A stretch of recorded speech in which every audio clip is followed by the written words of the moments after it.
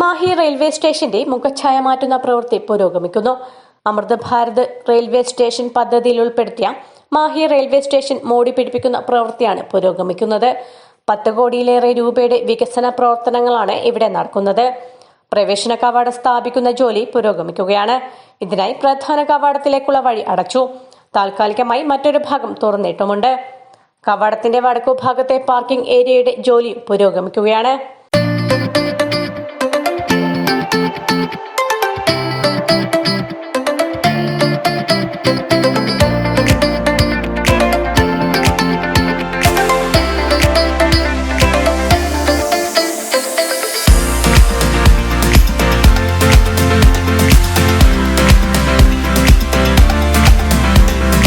പ്ലാറ്റ്ഫോമിൽ ഷെൽട്ടർ, തറയിൽ കടപ്പ വിരിക്കൽ എന്നിവയടങ്ങിയ 1ാം ഘട്ട വികസനം ഏപ്രിൽ മാസത്തോടെ പൂർത്തീകരിക്കാനാണ് ശ്രമം.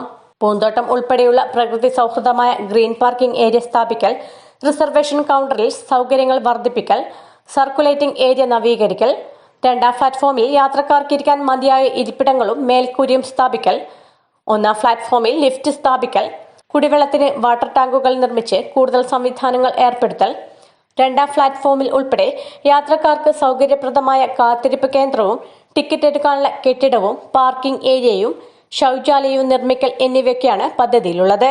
അതേസമയം സൗജന്യ പാർക്കിംഗ് ഉണ്ടായിരിക്കില്ല. പെരുമാളിൽ ഗ്രൂപ്പാണ് കരാർ ഏറ്റെടുത്തിരിക്കുന്നത്.